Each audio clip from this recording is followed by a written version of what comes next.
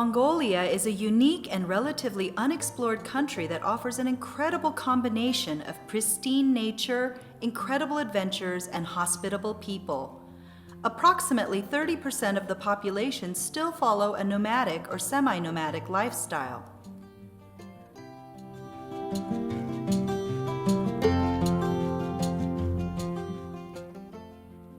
In terms of religion, the majority of Mongolians are Buddhists, and non-religious populations form the second largest group in the country. Shamanism is still widely practiced as a popular folk religion, and there is also a small minority of Muslims. Christians, which include all denominations that carry out religious and missionary activities in Mongolia, including the Seventh-day Adventist Church, make up less than 3% of the population. In the face of all these challenges and opportunities, the Seventh-day Adventist Church in Mongolia aims to share a message that is both biblically faithful and culturally relevant, fulfilling God's Great Commission and making a difference in the lives of our Mongolian brothers and sisters.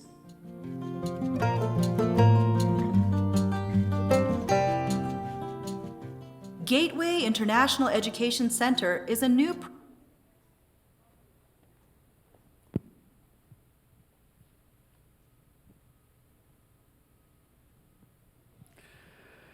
Querido e amado Deus, bondoso Pai, graças te damos pela oportunidade que temos de nos reunirmos mais uma vez nesta casa de oração, para buscarmos a tua face e ouvirmos a tua voz e compreendermos a tua vontade para as nossas vidas. Te pedimos nesta hora que abriremos a tua palavra, que o teu Espírito nos guie em toda a verdade e que nos fale ao coração. Abençoe cada um daqueles que aqui estão presentes, abençoe também as famílias aqui representadas e os demais que nos acompanham pela internet. São as bênçãos que te pedimos e agradecemos em o nome de Jesus. Amém. Amém. Uma boa noite a você, boa noite a todos. Obrigado pela presença, obrigado por vir nesta noite ao nosso segundo dia da semana de oração. Ontem foi um dia muito especial. Foi um dia longo, porque estivemos aqui pela manhã, à tarde também tivemos um culto jovem muito interessante, onde nós fizemos aqui uma entrevista, um bate-papo mais informal, perguntas e respostas, expusemos aqui também alguns artigos ali da Mongólia. Terminou o culto jovem, o pessoal parece que não estava querendo muito ir para casa, continuaram aqui olhando com os jogos tradicionais da Mongólia, fazendo perguntas, e nós tivemos muito prazer também em estar ali respondendo, tirando as dúvidas. Para mim foi muito legal, foi um sábado muito gostoso. Mas hoje, domingo, primeiro dia desta nova semana, uma nova mensagem de Deus para você. E isso tem que ver com mãos, as mãos de Deus. Nesta noite eu quero dizer a você que você, cada um de nós, precisamos estar nas mãos do Senhor. Para isso eu quero convidá-lo a, primeiramente, ler o que está escrito no Evangelho de Marcos, no capítulo 2. Por gentileza, abra sua Bíblia no Evangelho de Marcos, capítulo 3, Marcos capítulo 3. Você sabe que nós temos 4 evangelhos, não é? 3 deles conhecidos como evangelhos sinóticos ou sinópticos, e o Evangelho de João, que se destaca por características diferenciadas, mas o Evangelho de Marcos, os eruditos acreditam ter sido o primeiro dos 4 evangelhos a ser escrito. O Evangelho de Marcos é o evangelho mais condensado, é o evangelho que apresenta a linguagem mais simples. Os eruditos da língua grega dizem que o Evangelho de Marcos, a maneira que ele é escrito que até uma criança conseguiria compreender, porque é um vocabulário muito simples, uma estrutura gramatical muito não requintada, como Lucas, por exemplo. E o Evangelho de Marcos, ele se destaca principalmente por demonstrar Jesus sempre em ação. Tem uma partícula no grego, uma conjunção aditiva no grego chamada kai, e kai significa, mais ou menos em português, sabe quando uma criança está contando uma história, e a criança ela fala assim, e aí aconteceu tal coisa, e aí aconteceu outra coisa, e aí, sempre e aí, em português, em inglês seria, and then, E o Evangelho de Marcos o tempo inteiro usa esse cai. E aí Jesus andou. E aí Jesus se encontrou com essa pessoa. E aí Jesus a curou. Ou seja, ele mostra um Deus, um Salvador, um Redentor dinâmico, que vai ao encontro das pessoas, que está em ação, que não está apenas teorizando, que não está apenas trabalhando com coisas abstratas, mas com coisas reais, com elementos ordinários do dia a dia. Esse texto é muito importante para a mensagem desta noite. Marcos capítulo 3, versos 1 e 2. Eu vou ler aqui e eu quero que você, por gentileza, preste atenção de maneira especial ao verso 14, ok? Evangelho de Marcos capítulo 3, versos 13 e 14. Diz assim a palavra de Deus. Depois subiu Jesus, claro, depois Jesus subiu ao monte e chamou os que ele mesmo quis. E vieram então para junto dele, verso 14, então designou quantos? Designou 12 para estarem com ele e para os enviar a pregar. Quem eram esses 12? Os apóstolos, todos nós sabemos. A minha pergunta aqui é simples e direta. Qual era a principal tarefa dos apóstolos? Principal tarefa dos apóstolos. Eles tinham várias tarefas, várias responsabilidades, várias atividades. Mas qual era a principal, aquela atividade que estava na lista de prioridades ali, no topo da lista? Qual era? Parece óbvio, não? Pregar o evangelho. Você gostaria de ler o texto de novo? Verso 14. Leia o que está escrito e veja qual era a principal atividade dos discípulos, ou a primeira tarefa, aquilo que eles tinham que colocar como prioridade no seu ministério. Então designou 12 para pregar. Está escrito assim? Então designou 12 para expulsarem demônios. Está escrito assim? Não, se você até for para o outro verso, você vai encontrar também que deu autoridade para expelir demônios, está aqui no verso 15. Então designou 12 para curar, está escrito assim? Então designou 12 primeiramente para o quê, irmãos? Para que estivessem com ele e para os enviar a pregar. A primeira lição desta noite é que não existe verdadeira missão se você não estiver com Jesus. A primeira tarefa a ser aprendida pelos discípulos não era ir e pregar e dar estudos bíblicos e falar de Cristo, não. A primeira tarefa, a prioridade da vida cristã é, sobretudo, estar com o Mestre. Porque como eu vou testemunhar de alguém que eu não conheço? Como eu vou representar alguém que eu não tenho intimidade? Missão tem que ver, sobretudo, com estar com Jesus, passar tempo com Ele, se familiarizar com Ele, com o seu caráter, com o seu amor, com a sua maneira de lidar com as pessoas, com as suas palavras, com os seus ensinos, com as suas histórias. Estar com Jesus, essa é a primeira tarefa do missionário. Antes de os enviar, Jesus os chamou. E o chamou para estarem em suas mãos. Tudo começa por aí. A missão começa com estarmos nas mãos do Senhor. Mas quando a gente fala, obviamente, em missão, a gente lembra naturalmente dessa segunda parte. Estarem com Ele e para os enviar a pregar. Primeiro Ele os chamou, depois Ele os enviou. Este verbo será um verbo chave para nós nesta noite. Mas antes de entrarmos ao ponto do verbo, eu quero convidar você a ler o que está escrito em Mateus capítulo 24.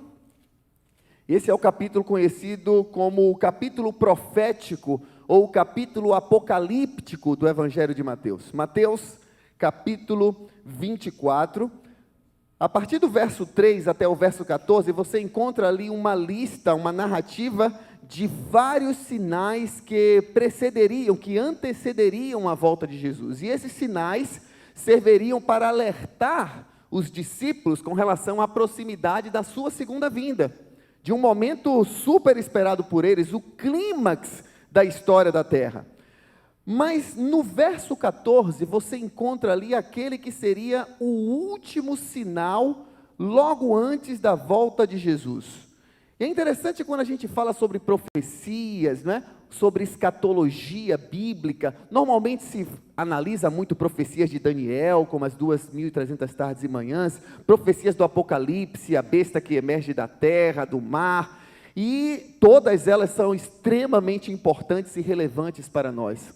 Mas não podemos nos esquecer que o último sinal nada tem que ver com algo fora de nós, tem que ver com cada um de nós. Nós fazemos parte deste último sinal, e enquanto ele não se cumprir, pode ter 2, 3, 10, 1000 bestas, Jesus não vai voltar, porque o último sinal, ele há de se cumprir. Verso 14 do capítulo 24 de Mateus, o que diz? E será pregado este evangelho do reino, por onde? Por todo o mundo, para testemunho a todas as nações, e então virá o fim. Ontem nós demos um enfoque grande em relação à nossa experiência na Mongólia. Vocês viram um vídeo hoje aqui também mostrando um pouco da realidade na vida da Mongólia.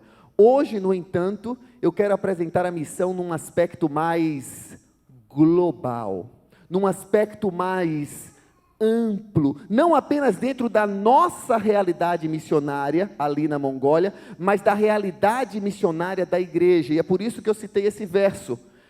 O evangelho do reino será pregado por todo mundo para testemunho de todas as nações.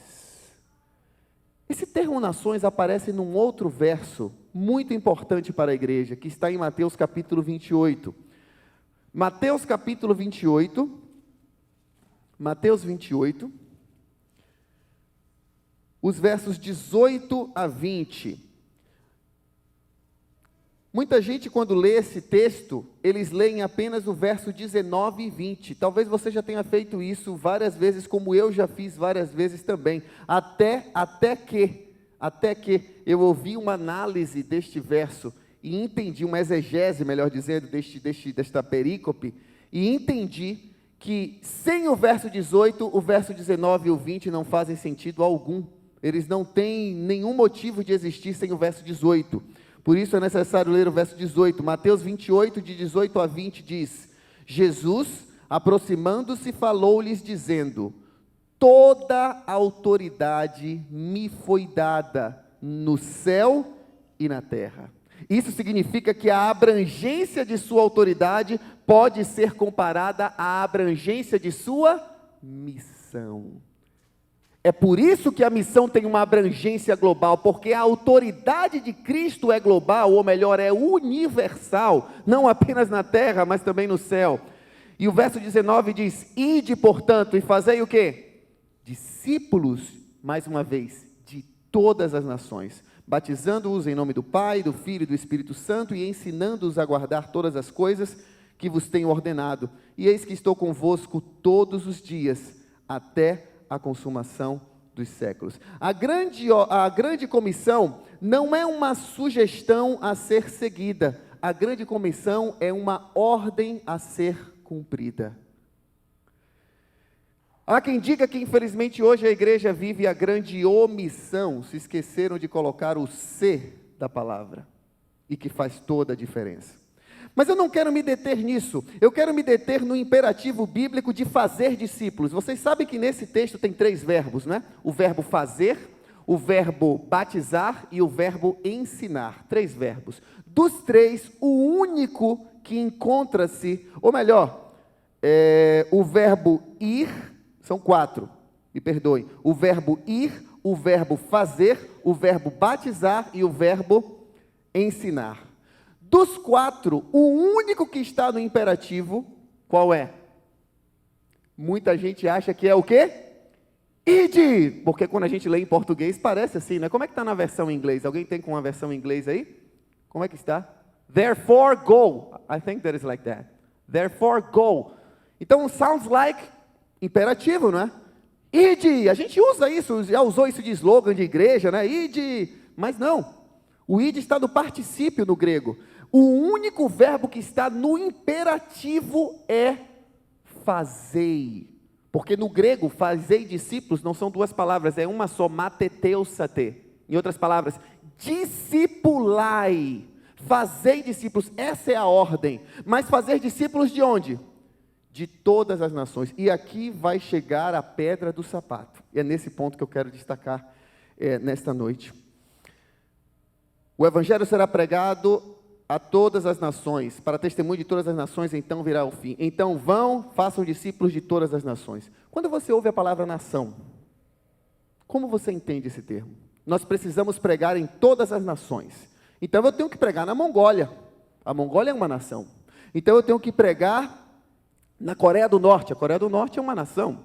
Então eu tenho que pregar na Namíbia, na Tunísia. Eu tenho que pregar no Japão. Eu tenho que pregar nas nações. Bem, sim, eu tenho que pregar nas nações. Mas a Mongólia é um país com várias nações ali dentro. O que eu quero dizer com isso é que a tradução desse texto, ela não está plenamente acurada, nem em português, nem em inglês. Porque o termo nações é o termo etne em grego. E etne significa literalmente etnias. Ou, como se usa hoje o termo técnico em inglês, people groups. Grupos de pessoas ou grupos étnicos.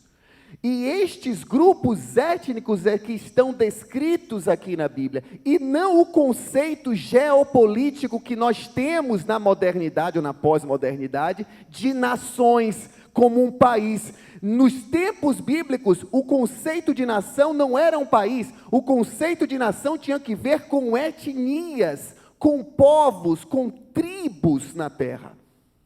Então o fato é que muitas vezes, nós, como diz o nosso hino brasileiro, nos deitamos em berço esplêndido na missão e comemoramos num triunfalismo, como se já tivéssemos quase cumprido a missão. Porque, se vocês verem o relatório da Assembleia, da Conferência Geral de 2015, essa última que aconteceu aqui no Texas, em San Antônio, vocês vão ver uma seguinte descrição. A ONU reconhece 237 países. E a Igreja Adventista do Sétimo Dia está presente em sabe quantos? 215 países. Veja, 215 países de 237 que estão reconhecidos pela ONU. Parece que nós estamos quase para cumprir a missão ou não? Parece. Faça as contas rápido aí. Quantos países faltam? 22. 22 resolvido. Vamos juntar agora aqui, ó. Conta aí 22 missionários, manda cada um para um país desse, resolvido, Jesus volta amanhã. Olha que maravilha. Bem, que bom seria se fosse assim. Porque o texto bíblico não me permite concluir dessa forma. O texto bíblico me mostra algo muito diferente. E é agora que eu preciso da sua atenção para o texto-chave desta noite, que está em Lucas, no capítulo 10. Lucas capítulo 10, versos 1 e 2. O objetivo dessa mensagem não está em te desanimar, não está em te tirar a esperança. O que eu não posso é, como políticos, falar de coisas que não são reais. Eu não posso aqui dizer, só faltam 22 países, Jesus vai voltar. Isso não é bíblico, não é bíblico. O evangelho precisa ser pregado a todos os povos, a todos os grupos étnicos. E eu vou apresentar dados para vocês. Infelizmente, eu tinha isso no PowerPoint, mas o meu pendrive ontem se perdeu aqui na igreja. Por sinal, se vocês conseguirem identificar ou encontrar, é um pendrive bem pequenininho. Então, eu vou ter que dizer só de cabeça mesmo aqui. Mas, enfim. Lucas capítulo 10, versos 1 e o verso 2. Nós lemos em Marcos capítulo 3, o primeiro chamado do grupo de 12, e agora Jesus de 12 ampliou para 70, ok? Ele estava numa progressão ali de envio de missionários. Em Lucas capítulo 10, versos 1 e 2, diz assim: depois disto, o Senhor designou outros 70, veja, além do grupo dos 12, e os enviou de 2 em 2, para que o precedessem em cada cidade e lugar aonde ele estava para ir. Eles fizeram ali um trabalho de preparo de campo, né, antes de Jesus chegar, semelhante ao que João Batista fez. E lhes fez a seguinte advertência, e é a mesma advertência que eu trago para a igreja nessa noite. A seara é o que, queridos? A seara é grande, mas os trabalhadores são poucos. Rogai, pois, ao Senhor da seara, que mande trabalhadores para a sua seara. A seara é grande. Vocês estão preparados para alguns dados? Eu vou dar a vocês alguns dados. Segundo o site, hoje o site mais respeitado no que diz respeito a estatísticas envolvendo missiologia, e eu recomendo que você acesse esse site, que é o Joshua Project. Então, joshua.com, eu acho, não tenho certeza, mas coloque assim no Google, Joshua Project, então você vai achar lá. Segundo as últimas estatísticas, e eles são sempre muito bem atualizados, e são estatísticas de 2016, se eu não me engano, 2017, Hoje no mundo, nós temos pouco mais de 7 bilhões de pessoas, ok? Pouco mais de 7 bilhões de pessoas. De 7 bilhões de pessoas, né, nós ouvimos agora aqui há pouco, eu dizendo que existem cerca de 237 países reconhecidos pela ONU. A Igreja Adventista está presente em 215, teoricamente teriam apenas 22 para cumprirmos a missão. Se a missão fosse pregar para todos os países, sim, mas a missão é pregar para todos os povos. Quantos grupos étnicos existem no mundo? Você sabe? Quantos povos ou etne? Exatamente o que o texto diz. Ide e fazer discípulos de toda a etne, de toda a etnia. Quantos povos, quantos grupos étnicos nós temos no mundo hoje? Arredondando, porque é um número quebrado, 17 mil grupos. 17 mil grupos. Desses 17 mil, sabe quantos são considerados povos não alcançados? É o termo técnico. Povos não alcançados são povos que têm menos de 2% da população como cristã. Menos de 2%. E povos que não têm condições de manter a pregação do evangelho sem auxílio externo. Eles precisam de auxílio externo, tanto de recursos humanos quanto de recursos financeiros. Essa é a principal característica, menos de 2%. De 17 mil povos ou grupos étnicos catalogados, 7 mil são grupos não alcançados. Percebe a diferença? 22 países, 7 mil grupos. Você entende agora por que Jesus fala que a seara é grande? Porque quem já viajou um pouco pelo mundo sabe que o mundo não é tão grande assim, né? Geograficamente falando, você vai de um lado ao outro da Terra em algumas horas de avião. Não é mais como no passado, que uma pessoa saía da Europa para aqui para os Estados Unidos de navio e levava meses, né? A seara é grande, não do ponto de vista geográfico, mas do ponto de vista do desafio missiológico diante de nós. 7 mil grupos étnicos não alcançados, com menos de 2% da população cristã. E olha que coisa interessante, nós falamos em anunciar a segunda vinda de Jesus, quando quase metade do planeta nem sequer ouviu falar da sua primeira vinda. Você percebe? Você nota a questão? Isso é extremamente alarmante, irmãos. De 7 mil grupos, sabe o que isso significa em número de pessoas? Mais de 3 bilhões de pessoas consideradas não alcançadas, sem uma igreja sequer. 3 bilhões. Isso faz o percentual de 41% da população mundial. Jesus está voltando?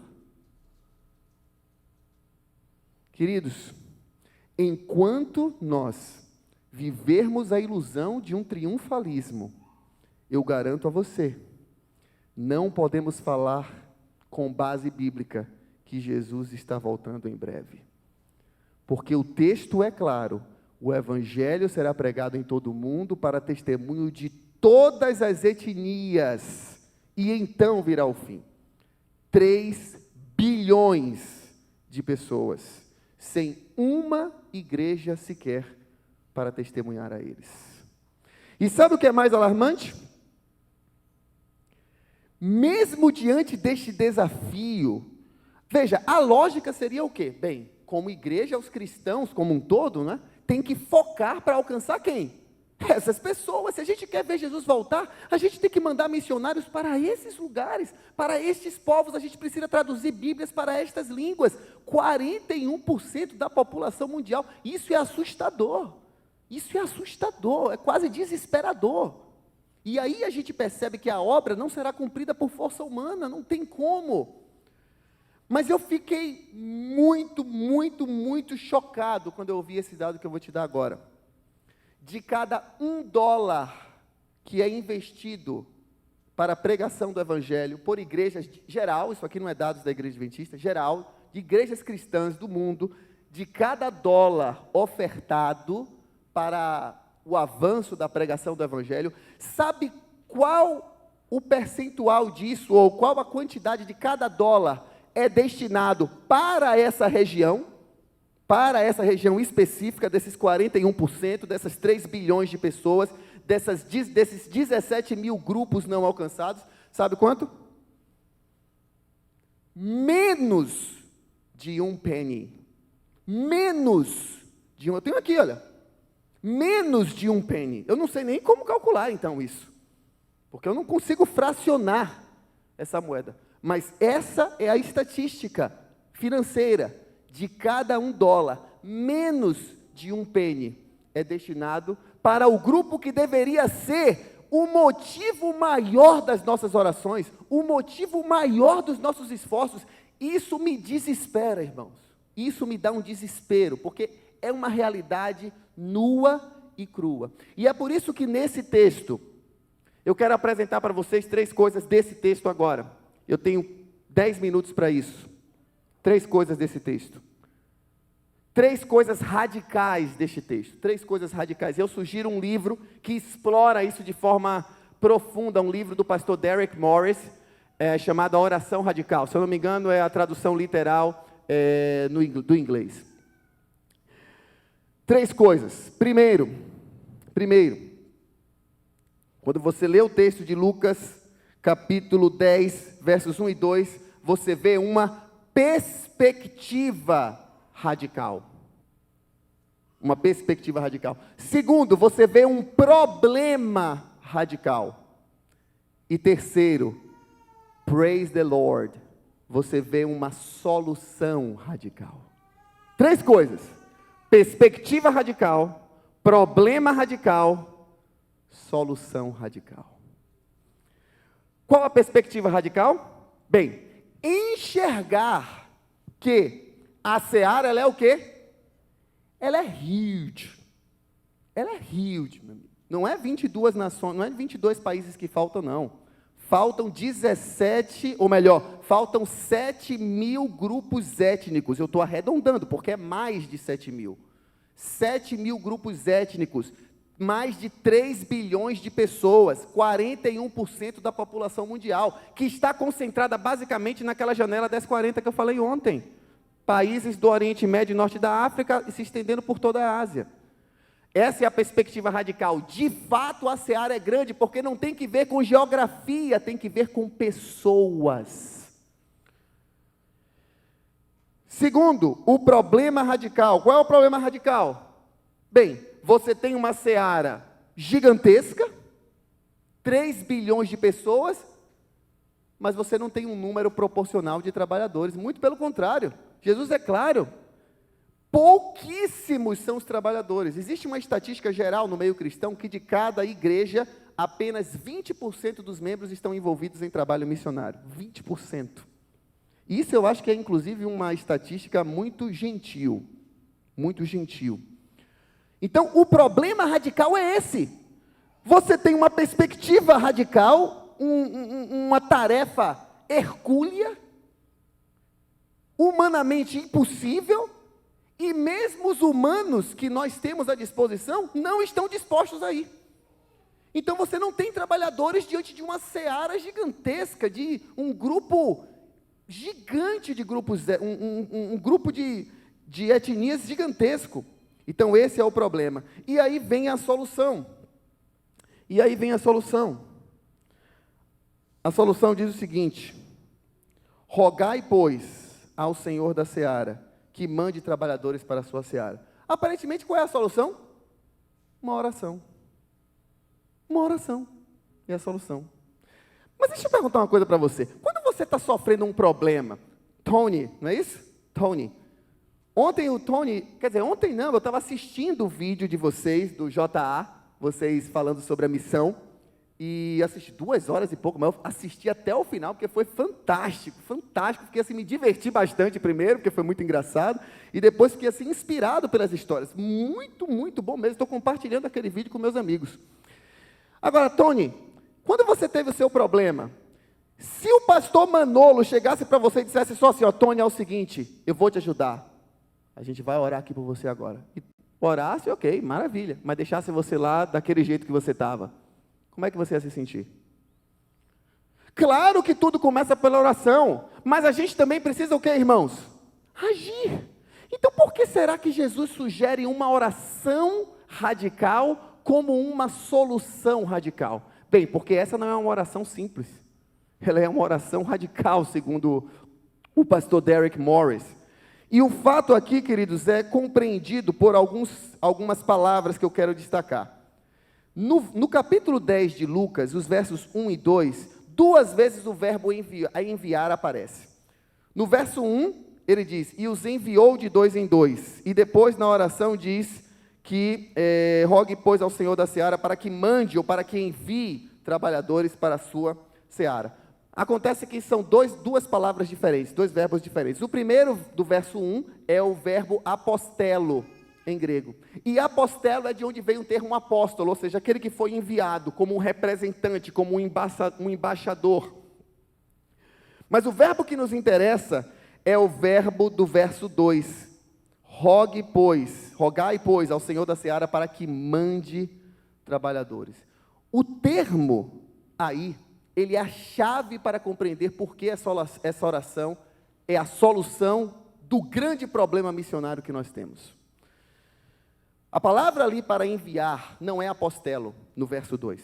Intencionalmente, Lucas, que dominava o grego como nenhum outro autor do Novo Testamento, talvez apenas comparado a Paulo, mas o de Lucas era melhor, o grego de Lucas era melhor. Então, Lucas, que dominava o grego como ninguém, ele percebeu claramente quando Cristo falou em hebraico, óbvio, ou em aramaico, e ele conseguiu traduzir o verdadeiro sentido para a língua grega. E ali ele escolheu um outro verbo ao invés de apostelo. Ele escolheu o verbo ekbalo. E ekbalo é um verbo dramático. Ekbalo significa literalmente pegar algo e lançar para o outro lado, assim, ó, desse jeito. Isso é ekbalo. Vocês se assustaram? Vocês ficaram meio, ai pastor, por que você fez isso? Mas é isso. É essa imagem que ele quer passar. É exatamente isso, dramático. Esse verbo é algo dramático. Não é algo que você pega e diz assim, olha, vá. Não. Ekbalo é traduzido como alguém que pega uma pedra, e não uma garrafa de plástico, uma pedra que pode causar impacto, e lança com toda a força para fora. É exatamente isso que significa a palavra. Ek é fora. Balo é lançar. Então significa literalmente lançar para fora. Cast out. Lançar para fora. Olha o que Deus está pedindo. Deus está vendo a situação tão dramática que nós vivemos como mundo e como igreja. Que Ele não diz assim, olha, ore aí para que Deus envie gente. Sabe o que Ele está falando? As pessoas precisam ser lançadas como pedras, lançadas. A situação é radical, a situação é desesperadora. Abram os olhos, roguem para que pessoas sejam jogadas pelas mãos de Deus. Você percebe a ligação agora do primeiro verso que eu li com esse? Antes de ser lançado, você precisa estar aonde? Com Jesus. Em suas mãos, à sua total disposição, completamente rendido à sua soberania e disposto a ser lançado quando e onde Ele quiser, porque em suas mãos Ele será soberano. Jesus deseja lançar trabalhadores, mas lançar com força, lançar com impacto para os lugares mais distantes. Ele não quer lançar fraco, não, ele quer lançar com força. Mas eu quero destacar, queridos, para concluir, o verbo que inicia esse pedido, rogai. Rogai. Quando a gente lê esse verso, parece que ele está falando, faça uma oração, rogai. Peça, peça. Esse verbo não é peça. Esse verbo é o verbo grego deomai. E sabe o que significa deomai? A imagem desse verbo, a gente lê, a gente não percebe o que está por trás. A imagem desse verbo é de alguém implorando. Deomai significa implorar, não é pedir. É implorar, é suplicar, como uma pessoa faminta. Você já se imaginou dias sem comer? Você já acha que vai pedir assim, olha, por favor, você vai suplicar, pelo amor de Deus. Se você vê o seu filho se afogando, e você não sabe nadar, é capaz de você até tentar pular na água, mas se você sabe que tem alguém ali que sabe nadar, você vai falar assim, olha, excuse me, sir, would you mind to save my son? Você não vai falar isso, por mais educado que você seja. Você vai ficar desesperado. Pelo amor de Deus, vai lá, salva meu filho. Você vai suplicar, você vai se jogar nos pés da pessoa. Eu já salvei uma pessoa que estava sendo afogada. Eu já salvei. Eu sei o que é o desespero de alguém que está sendo afogado e do familiar. E é isso que acontece no coração de Deus. Deus ele nos diz assim, olha, peça. Deus está vendo seus filhos morrendo. 7.000 grupos étnicos perecendo sem uma igreja. 41% da população mundial, mais de 3 bilhões de pessoas. Você acha que Deus, como pai, vai dizer assim, olha, would you mind to save my son? Would you mind to save my children? Não, Deus diz assim, por favor, suplique,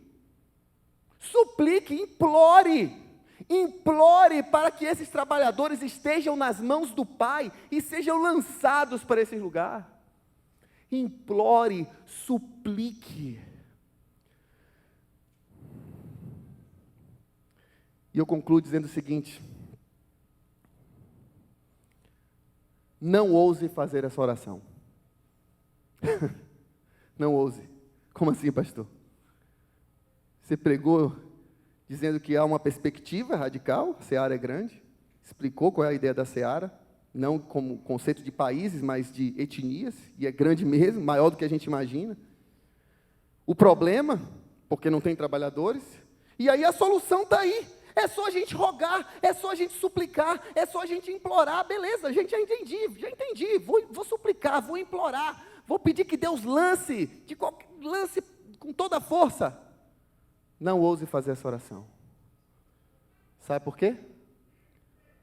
Só ouse fazer essa oração se você estiver disposto a ser a resposta dela. Se você não estiver disposto a ser a resposta dela, não ore.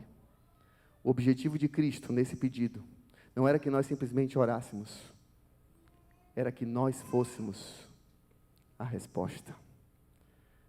Há 4 anos atrás, eu estava num processo seletivo, junto com minha esposa e meu filho Kawai, lá em São Paulo. Tinha passado por uma entrevista. E humanamente falando, tinha certeza que nós não seríamos escolhidos. O meu coração ardia, porque eu sabia disso aqui. Eu sabia dessa realidade, eu falava, Senhor, eu não quero ficar em Salvador. Não quero, cara. Eu vou fazer o quê aqui? Não. E naquela noite, um dia antes de encerrar o programa, eu ousei fazer essa oração. E é por isso que eu digo, não ouse fazer se você não estiver disposto. Eu ousei. Eu falei, eu vou ousar. E eu vou fazer, eu vou provar ao Senhor. E eu orei dizendo, Senhor, eu rogo, eu imploro, eu suplico que o Senhor lance para fora trabalhadores dispostos a irem onde o Senhor quiser, quando o Senhor quiser, no matter what. Mas eu concluí a oração dizendo, e que eu seja o primeiro. No outro dia de manhã, encerramento do programa, não haveria mais entrevistas, não haveriam mais decisões. Eu fui para lá, minha esposa foi para lá, para o auditório, e simplesmente alguém me encontrou no corredor, olhou para o meu rosto, nem sequer tinha feito entrevista para ir para a Mongólia e disse, você vai para a Mongólia. Não ouse fazer a oração radical, se você não quiser ser a resposta radical de Deus. Mas se você sente no seu coração essa agonia, esse desconforto que eu senti, e que sem dúvida Deus sente infinitamente mais, eu desafio você a fazer essa oração. E você verá o que Deus fará na sua vida. E você verá que nas mãos dEle, estando com Ele principalmente, submetendo sua vida à sua soberania, Ele te conduzirá aonde Ele quiser. Seja aqui dentro dos Estados Unidos, porque aqui nós temos grupos étnicos. Eu me comprometo com vocês amanhã a apresentar os dados aqui, porque eu tinha esses dados todos ali. Eu vou apresentar os dados de quantos desses 7.000 grupos étnicos tem aqui nos Estados Unidos. Você não precisa cruzar o mar, não. Existem povos não alcançados aqui nos Estados Unidos.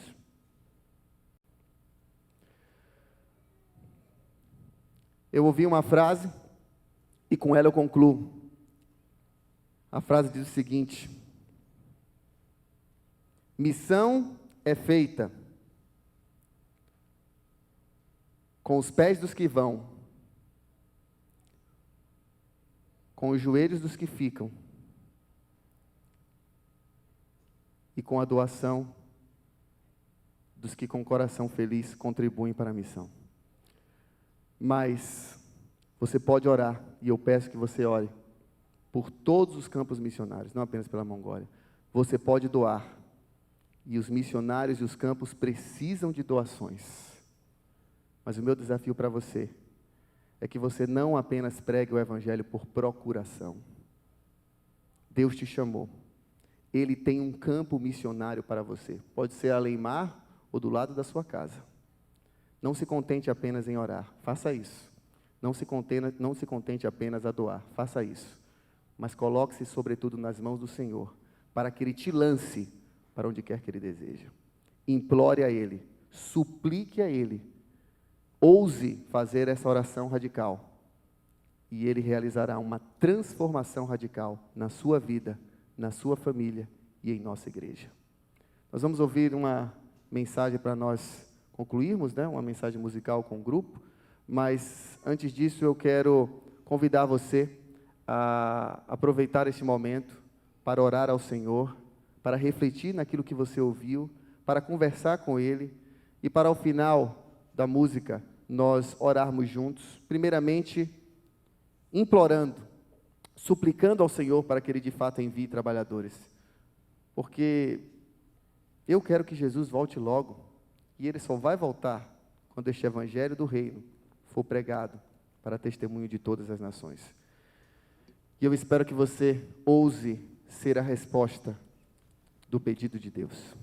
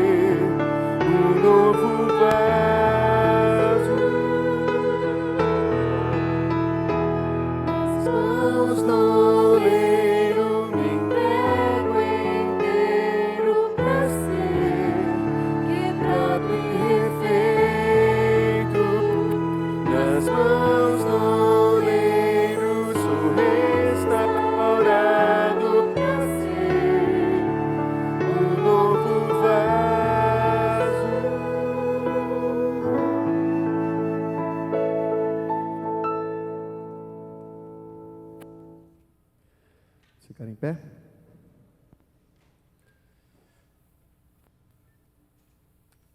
Querido e amado Pai, que bom é estar em Tuas mãos, nas mãos do nosso Criador, do oleiro que nos formou, daquele que nos redimiu, que nos resgatou, que nos salvou. Que bom sabermos, Senhor, que a primeira tarefa que temos como cristãos é de estarmos com o Senhor, é de passarmos tempo com o Senhor, tempo de qualidade, em intimidade contigo. Desenvolvermos um relacionamento com o nosso Mestre, com o nosso Senhor e Salvador. E é por isso que nos colocamos em Tuas mãos, primeiro, porque o Senhor nos chamou. Mas enquanto em Tuas mãos, aprendendo de Ti, recebendo de Ti o poder do alto, o Senhor agora também deseja nos enviar. Mas não nos enviar de uma forma ordinária, não. O Senhor deseja nos enviar de uma forma radical, nos lançando para fora, nos lançando, Senhor, para os locais onde pessoas estão em desespero, para os locais onde pessoas não têm nenhuma luz, para os locais, Senhor, onde verdadeiramente o Teu Evangelho precisa ser plantado como uma semente vivificante e transformadora. E, Senhor, quão chocante é saber que a seara de fato é muito, muito grande. Maior do que, quem sabe, imaginávamos. A nossa visão hoje se alarga para enxergar em uma perspectiva diferente. Uma perspectiva radical tal qual o Senhor vê. O Senhor não vê simplesmente países do ponto de vista geopolítico. O Senhor vê grupos de pessoas. O Senhor vê etnias. O Senhor vê indivíduos. O Senhor vê particularidades de cada cultura que precisam ser alcançadas pela mensagem da salvação. Senhor, 7.000 grupos étnicos, cerca de 3 bilhões de pessoas consideradas como povos não alcançados. Não podemos ficar impassíveis diante de tal perspectiva, diante de tal realidade. Se é que de fato queremos ver o Senhor voltar, se é que de fato acreditamos que o último sinal que precederá a sua vinda é a pregação do Evangelho a todo mundo, para todas as nações, todas as etnias. Senhor, e diante dessa perspectiva, diante deste problema, nada mais nos resta a não ser rogar a Ti. Não uma oração mecânica, não uma oração fria, repetitiva, mas uma oração que provém do fundo do nosso ser, como um grito de desespero, que suplica, que implora diante de uma situação verdadeiramente radical, de uma situação desesperadora, um mundo que perece diante de nós. E uma igreja mundial, um grupo, uma comunidade de cristãos, envolvendo todas as denominações, desde católicos a evangélicos, pentecostais, neopentecostais, conservadores, todos, Senhor, acomodados diante de tal realidade. É como se víssemos alguém se afogando e simplesmente não fizéssemos nada. E isso é refletido não apenas, Pai, pelo número de trabalhadores, mas pelas nossas próprias ofertas destinadas a esses locais. Menos de 1 cento de dólar, de cada $1 doado para esses lugares. Senhor, transforma a nossa visão, transforma a nossa perspectiva e, sobretudo, nos desafie, nos provoque a ousarmos fazer esta oração, a rogarmos, implorarmos, suplicarmos ao Senhor, que o Senhor envie, lance para fora trabalhadores, para estes locais, para estes povos. Eu não falo agora de lugares do ponto de vista geográfico, porque aqui mesmo nos Estados Unidos, ou lá no Brasil, ou em outros países, no México, na Guatemala, ou em qualquer outro país aqui representado, existem povos ainda não alcançados. Ó Senhor, nós te suplicamos que o Senhor envie, lance com toda a força, com todo o ímpeto das tuas mãos, trabalhadores dispostos a pregar o Evangelho da salvação a essas pessoas. E que nós ousemos nos colocar à tua disposição, em tuas mãos, para sermos a resposta de tal súplica. Que o Senhor nos abençoe e nos guarde, que nos leve para os nossos lares e que coloque essa sementinha de incômodo em nosso coração, para que nós possamos verdadeiramente buscar a tua face, te suplicar e sermos a resposta. Te pedimos e agradecemos em nome de Jesus. Amém. Amém.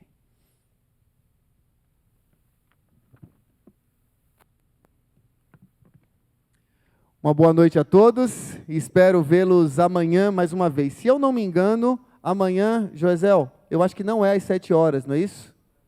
7h45. Aguardo você. Uma boa noite a todos, um bom descanso, que Deus os abençoe.